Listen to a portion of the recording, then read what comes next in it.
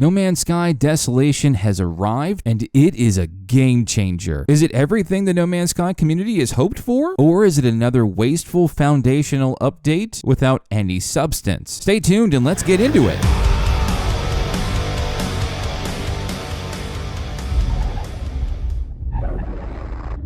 Ladies and gentlemen, welcome to the LZ, and it's so good to have you around, and let's talk about reviewing No Man's Sky Desolation. I have a lot to say about this update and the state of No Man's Sky in 2020. Before we get into it, don't forget to pop a like on the video. That would definitely help the channel here, and I want to hear from you. Tell me in the comments section below, what did you think of the No Man's Sky Desolation update, and where do you want the game to go with future updates? So a little bit of a backstory.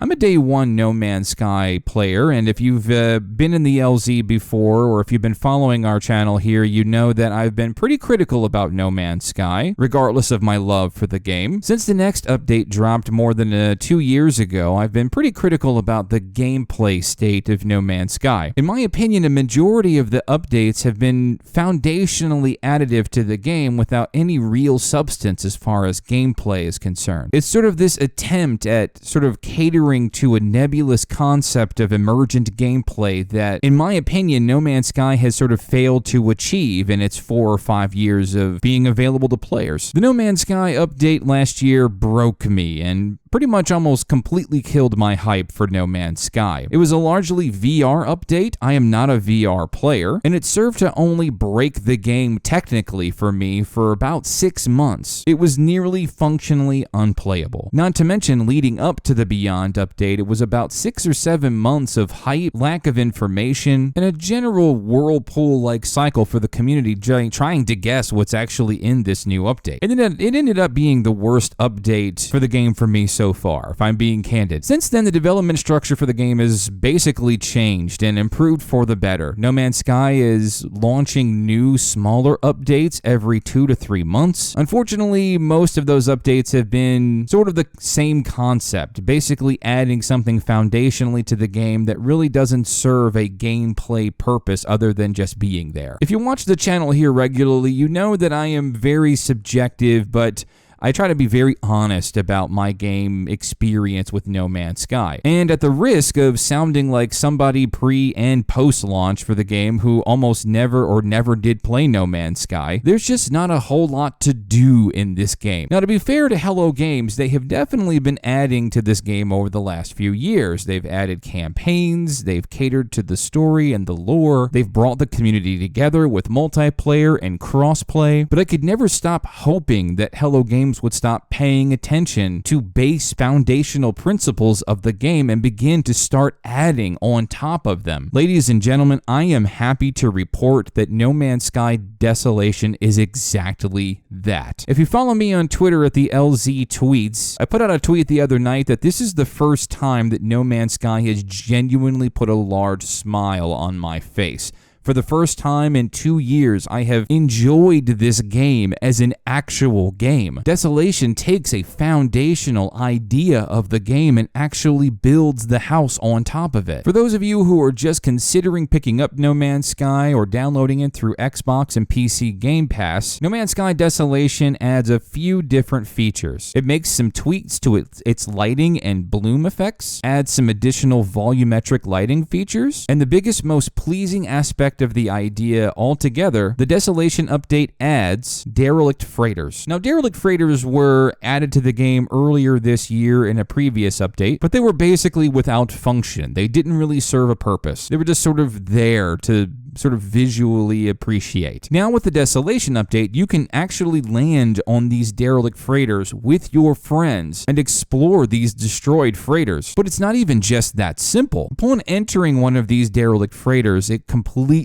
slows the flow of the game down, and for intents and purposes turns this game into basically a horror game, with only to what I can actually describe as a mixture between Metroid Prime and Dead Space. Yeah, I'm not kidding. And shockingly, it's not even a baseless waste of your time either. Any one of these derelict freighters can take up to a half hour to an hour of your time. That's quite a lot of enjoyable content to time to money ratio that we're talking about here. My first few exploration efforts of these freighters, I kept thinking that the actual dungeon themselves were not going to end. It just kept on going, and I kept enjoying the experience over and over. This is something that No Man's Sky has desperately lacked since launch. A functional exploration effort that has a gameplay loop, a loot mechanic, and a reason to keep visiting it over and over. Combat also saw an overhaul in this update, and I'm happy to say I actually enjoy it. The minute-to-minute gameplay on these freighters is just something that No Man's Sky has needed for a very long time. Let's quickly walk through one of these exploration efforts end to end, just to give you an idea of what we're talking about here. Upon arriving on one of these derelict freighters, you're immediately met with some pretty compelling lore about what happened with this ship. It's pretty much the same concept every time, but the layout of each one is procedurally generated, so you'll never see the same one twice. I've been to about a dozen of these so far, and I was very impressed every single time. Even the aesthetics and the layout changes just enough to make it not feel samey every single time. Your objective is to drink in the lore on these little data pads that you see strewn around the ship. One of these data pads will give you a key card. You'll need this key card to accomplish at least one of the 3 objectives these ships give you. Each ship has a lot of loot. That's going to be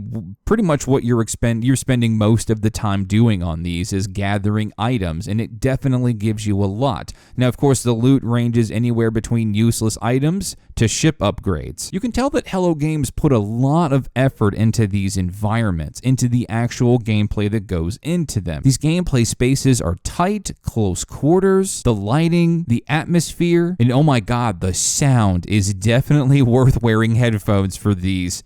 Just trust me on this. I myself, I'm pretty desensitized to horror games. I just love the horror genre, and there are definitely times that even No Man's Sky had me feeling a little bit uneasy. That's how good the sounds are for these. Enemy encounters are good, but actually they're pretty easy. I found myself to be a bigger enemy to myself than I did the actual enemies on these ships. As on my first night playing, I actually died twice on my survival save to my own grenades. So I don't know if that was intentional or maybe that's something that needs to be fixed, but if you accidentally hit the grenade button with your face too close to a wall, it's nights out. Now let's talk about the cons of this particular update. For the first time in a long time, I've actually had to struggle to come up with negatives to a particular update. That's how good this is. Really, any of my feedback at this point, there's one of these in every system, which is useful, I suppose, but they perhaps should be a little more rare and a little more easy to happen upon in your moment-to-moment gameplay in No Man's Sky. There are derelict freighters on planets as well, or crash freighters rather, and they could use this kind of treatment as well. So it's a bit of a bummer that they and planetary surfaces didn't really get much of a deliberate effort in this pass, but I'm willing to accept that, knowing that we're headed in the right direction here. For anybody who might still be asking, what do you do in No Man's Sky, if those folks even still exist? It's this. It should be this. It should be this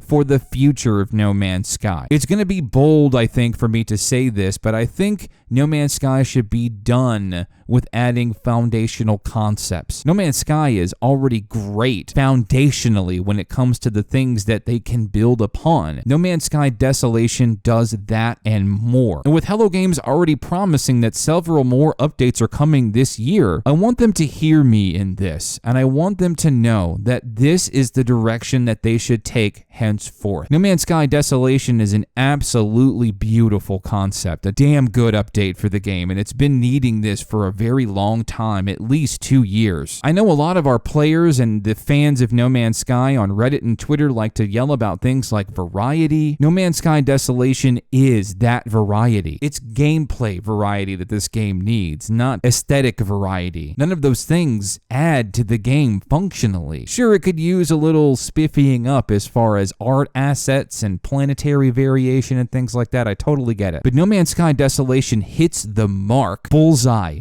dead on, exactly on what No Man's Sky needs. Every subsequent update from henceforth should be exactly this, adding to an already existing foundational principle of the game and making it gamey, making it fun, expanding on the loot content, giving more fun things for co-oping players to play, like exploring derelict freighters. This is the happiest that I have been with this game since launch, and I really hope they do more of this exactly. If you are on the fence for No Man's Sky still, and if you're looking for a reason to finally jump in after all of these years, No Man's Sky Desolation is it. It's finally time. If it hasn't been before, No Man's Sky has finally become, and is hopefully continuing to be, a game you should no longer sleep on, especially since it's covered in Game Pass on PC and Xbox. Whatever it is that you know or think about No Man's Sky at this point, based on its history or consensus opinion or whatever discourse surrounds it these days, you have no excuse now not to jump in. Ladies and gentlemen, if this has been beneficial to your No Man's Sky experience, please do leave a like and consider subscribing to the LZ. I'm thinking about setting a goal for maybe 7,000 subscribers before the end of September. Do you think we can do it? And I want to hear from you, especially players who haven't actually picked up No Man's Sky. Put down in the comments section below, what do you want from No Man's Sky, and what do you think of the Desolation update? I love to hear from you and interact with you down below. Thank you for stopping by the LZ, and see you later.